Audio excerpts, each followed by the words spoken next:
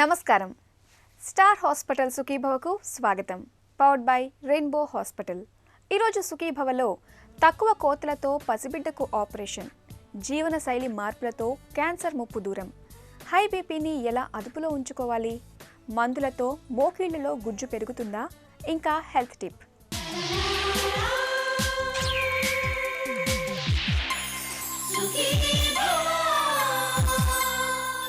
లేత మొగ్గల్లాంటి పసిబిడ్డల్ని గట్టిగా పట్టుకుంటేనే కందిపోతారు. అలాంటిది నవనవలాడే పసిదేహంపై కత్తి పెట్టాల్సి వస్తే ఆ ఊహే మనసుకు కష్టంగా అనిపిస్తుంది. తల్లిదండ్రుల మనసులు తల్లడిల్లిపోతాయి. అయితే బిడ్డలపై ప్రేమతో ఆపరేషన్ చేయాల్సిన సమస్యల్ని ఉపేక్షిస్తే చివరికి ఆ సమస్యలే బిడ్డ ప్రాణానికి ఉరితాళ్లుగా మారే ప్రమాదం ఉంటుంది. పసిబిడ్డలకు తప్పనిసరిగా ఆపరేషన్ చేయాల్సిన సమస్యలేమిటో, ప్రస్తుతం అందుబాటులో ఉన్న మినిమల్ ఇన్వేజియల్ టెక్నాలజీ సాయంతో సాధ్యమైనంత తక్కువ కోతలతో ఆపరేషన్లను ఎలా పూర్తి చేయొచ్చో ఇప్పుడు తెలుసుకుందాం.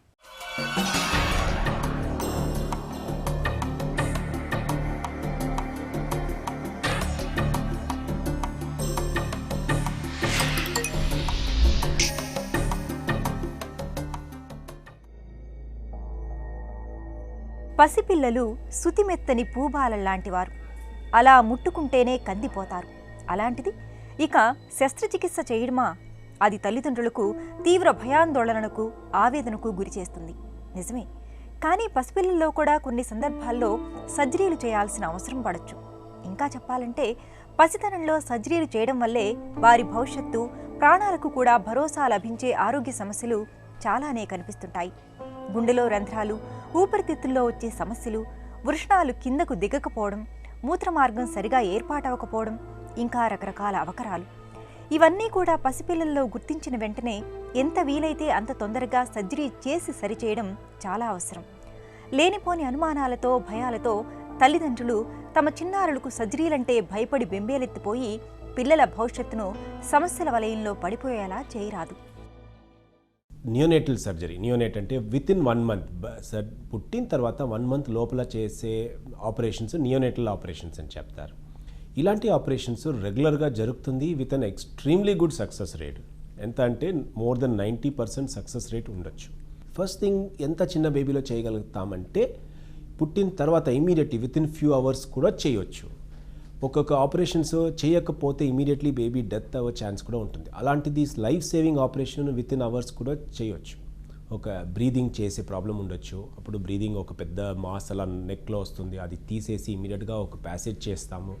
చాలా రకరకాల కంజనైటల్ అనామలీస్ అంటే బై బర్త్ వచ్చే డిఫెక్ట్స్, సో బర్త్ డిఫెక్ట్స్ అని చెప్పేది ఇది కంజనైటల్ అనామలీస్ అని చెప్తారు. ఈ ఆపరేషన్స్ ఎంత ఎర్లీగా చేయగలుగుతామంటే వెస్టర్న్ కంట్రీస్లో బేబీ పుట్టే బిఫోర్, అంటే డెలివరీ బిఫోరే ఆపరేషన్ చేసి ఇదన్నీ నార్మల్ చేయగలుగుతాం. అంటే ఫీటల్ సర్జరీ చెప్తారు. ఫీటల్ సర్జరీ అంటే గర్భసంచి ఓపెన్ చేసి ఆ శిశువు బయటికి తీసేసి ఆపరేషన్ చేసి మళ్ళీ లోపల పెట్టేది ఫీటల్ సర్జరీ. అంత ఎర్లీ కూడా చేయగలుగుతాం. This is called a fetal surgery. ఇప్పుడు ఇండియాలో ఎవరు చేయట్లేదు, but there are situations western కంట్రీస్లో కూడా రెగ్యులర్గా చేస్తారు. ఈ ఆపరేషన్స్ సేఫ్గా ఉంటుంది. ఇంపార్టెంట్ క్వశ్చన్ అంటే అనస్థీసియా ఈ చిన్న బేబీకి ఎలా ఇస్తారు, సేఫా లేదా, ఇదన్నీ క్వశ్చన్స్ వస్తుంది. సో అడల్ట్ అనస్థీసియా అంటే పెద్దవాళ్ళ ఇచ్చే అనస్థీసియా డిఫరెంట్గా ఉంటుంది, పిల్లలకి డిఫరెంట్గా ఉంటుంది. సో డిఫరెంట్ అనస్థీసియా అంటే ఎక్కువ బ్రెయిన్కి డ్యామేజ్ అవ్వకుండా ఏజెంట్స్ ఉన్నాయి. అదన్నీ అనస్థీసియా, పీడియాట్రిక్ అనస్థెటిస్, ఇలాంటి పిల్లలకి, చిన్న పిల్లలకి ఇలాంటి అనస్థీసియా ఇచ్చేసి సేఫ్గా చేయగలుగుతాం. అంటే మోర్ ఆఫ్ రీజనల్ అనస్థీసియా అంటే ఎక్కువ బ్రెయిన్కి వెళ్లకుండా ఏజెంట్స్ ఇచ్చేసి బేబీకి సేఫ్గా అనస్థీసియా ఎలా చేయగలుగుతామో అది చేసే టెక్నిక్స్ ఉన్నాయి, స్పెషలిస్ట్ కూడా ఉన్నారు. పసిపిల్లల్లో సర్జరీలంటే భయపడాల్సిన పనేమీ లేదు.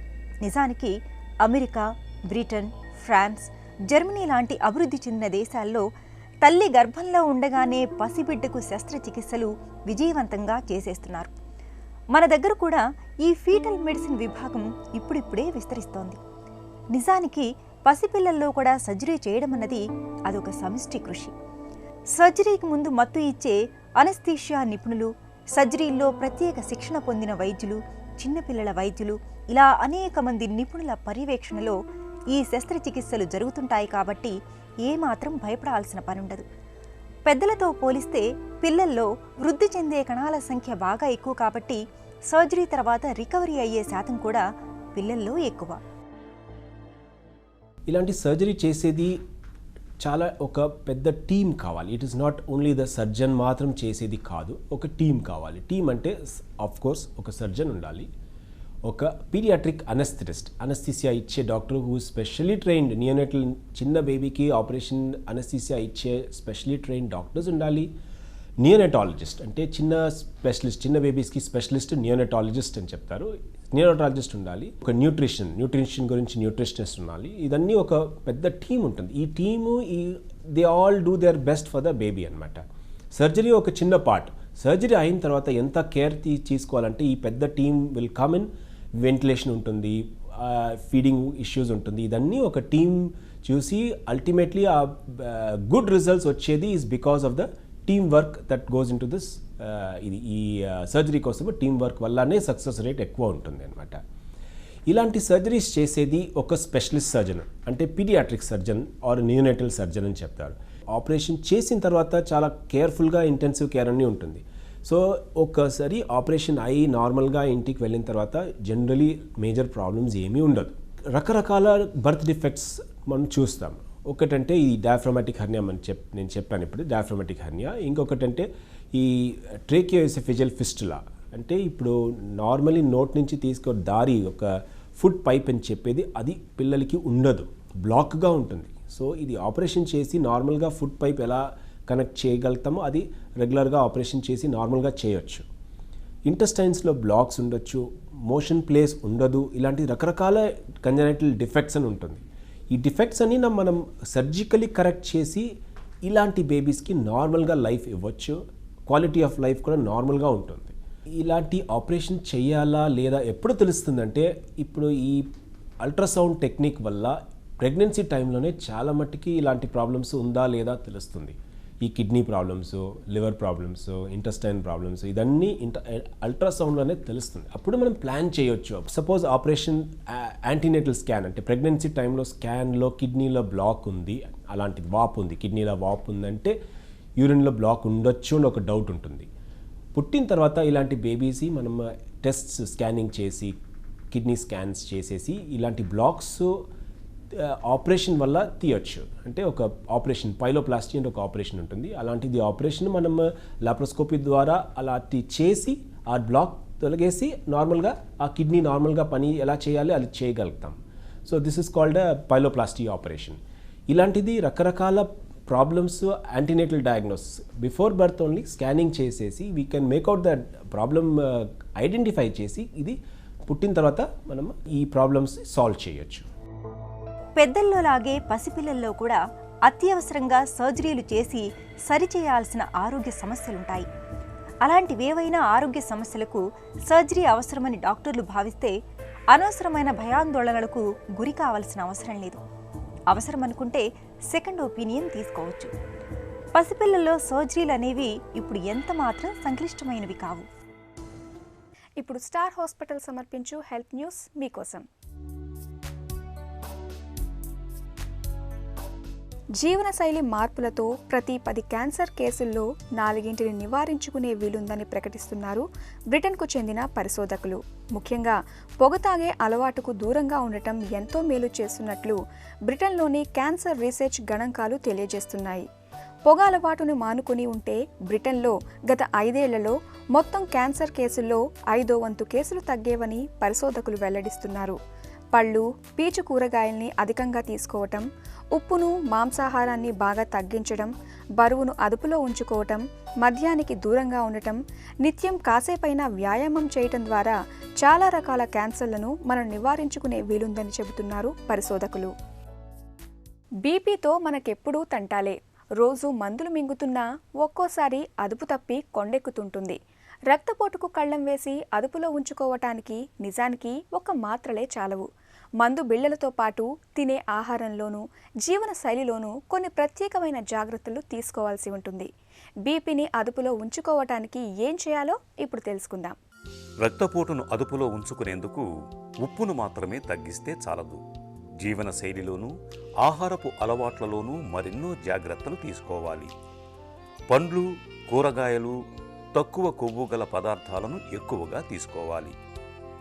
పొటాషియం అధికంగా లభించే బొప్పాయి, అరటి, మామిడి, కమల, స్ట్రాబెర్రీ పళ్లలోనూ బంగాళదుంప, టొమాటో, దోస, క్యాబేజీ, క్యాలీఫ్లవర్, తాజా క్యారెట్లు వంటి కూరగాయల్ని తరచుగా తీసుకోవాలి. ఇవి బీపీని చక్కగా అదుపులో ఉంచుతాయి. పచ్చి టమాటాల్లో ఉండే లైకోపీన్ బీపీని తగ్గిస్తుంది. కొవ్వు, కొలెస్ట్రాల్ ఎక్కువగా ఉండే పదార్థాలకు దూరంగా ఉండాలి. ముడి ధాన్యాలు, చేపలు, గుడ్లు, గింజ ధాన్యాల్ని తరచుగా తీసుకోవాలి. రోజుకు 1 కప్పు మించి కాఫీ తాగొద్దు. అందులో ఉండే కెఫీన్ గుండెపై ఒత్తిడిని పెంచుతుంది. ఫలితంగా రక్తపోటు పెరుగుతుంది. రోజు వ్యాయామం చేయాలి. అందువల్ల రక్త ప్రసరణ సవ్యంగా సాగి హై బీపీ తగ్గుతుంది. పచ్చటి చెట్ల మధ్య ప్రతినిత్యం అరగంట పాటు నడకను సాధన చేయటం మంచిది. ప్రాణాయామం, వజ్రాసనం, మత్స్యాసనం మొదలైన ఆసనాలు హై బీపీని తగ్గిస్తాయి. సిగరెట్, ఆల్కహాల్ లాంటి అలవాట్లు ఉంటే తక్షణం మానేయాలి. ఉసిరి పొడిని తేనెతో రంగరించి తింటే హై బీపీ తగ్గుతుంది. పుచ్చకాయ జ్యూసు అధిక రక్తపోటును నివారిస్తుంది. ఈ తేలికైన మార్గాలను ప్రతినిత్యం ఆచరిస్తూ ఉంటే అధిక రక్తపోటు చక్కగా అదుపులో ఉంటుంది. మోకాళ్ళు అరిగిపోయి నొప్పులు బాగా తీవ్రంగా ఉండి నిత్య జీవితం దుర్భరంగా మారినప్పుడు కీలు మార్పిడి సర్జరీ చేయించుకోవటం ఒక్కటే ఇప్పటి వరకు మన ముందున్న పరిష్కారం. అయితే ఇటీవలి కాలంలో సర్జరీకి ప్రత్యామ్నాయంగా అనేక ప్రత్యామ్నాయాలు మన ముందుకొస్తున్నాయి. మందులు, మూల కణాల సాయంతో మోకీళ్లలో తిరిగి గుజ్జును పెంచడం వంటి సరికొత్త చికిత్సలు ఇప్పుడిప్పుడే ప్రాచుర్యం పొందుతున్నాయి. ఈ నేపథ్యంలో మోకీలు మార్పిడి సర్జరీకి ప్రత్యామ్నాయంగా పురుడు పోసుకుంటున్న చికిత్సల గురించి డాక్టర్ని అడిగి ఇప్పుడు తెలుసుకుందాం.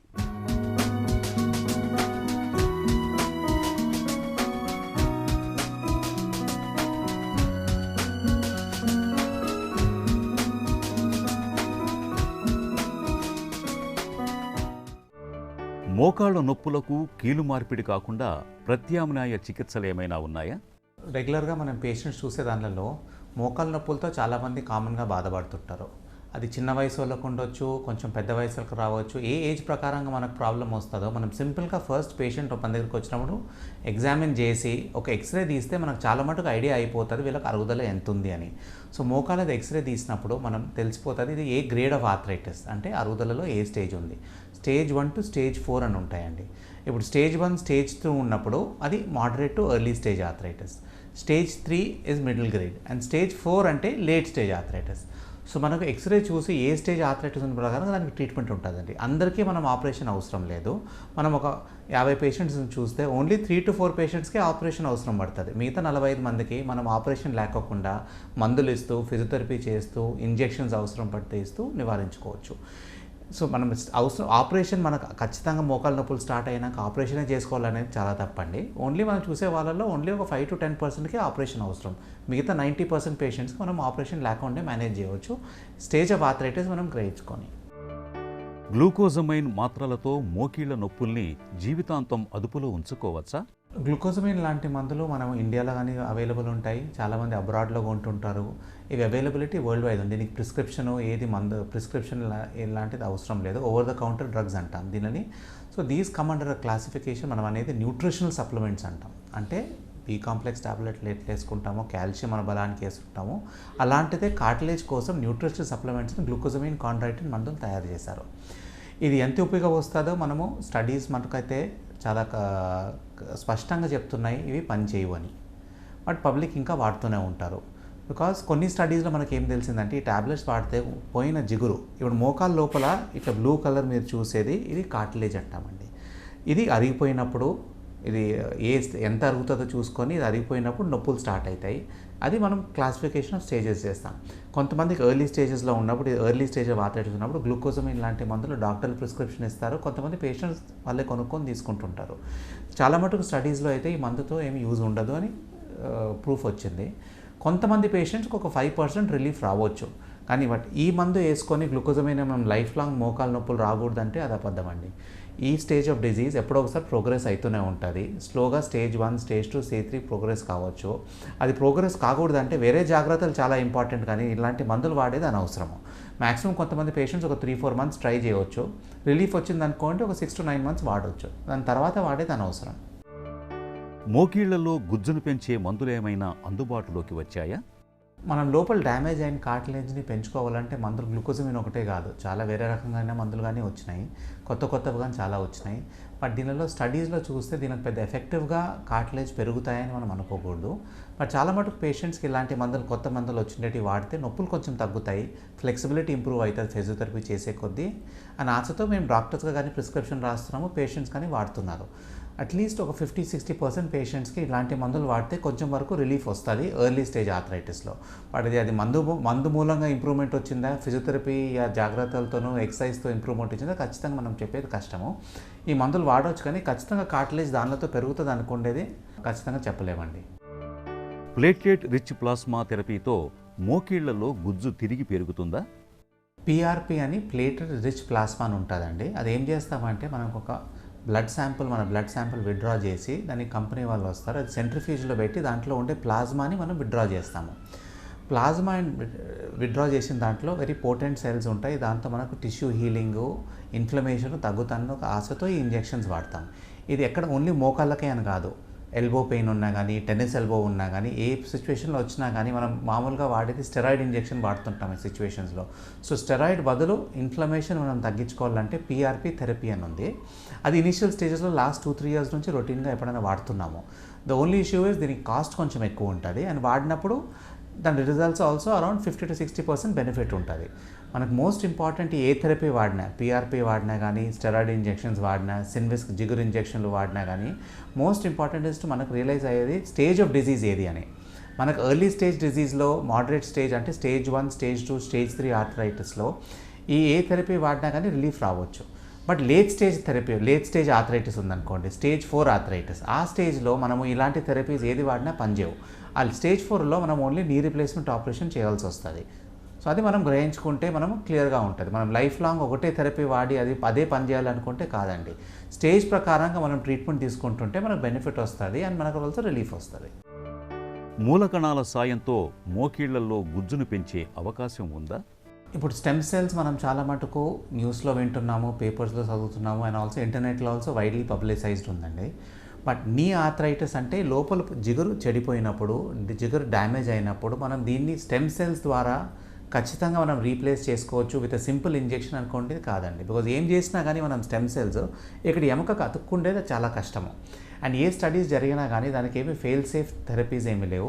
అండ్ ఆల్సో ఇది వెరీ ఇనిషియల్ స్టేజ్ ఆఫ్ ట్రీట్మెంట్లో ఉంది.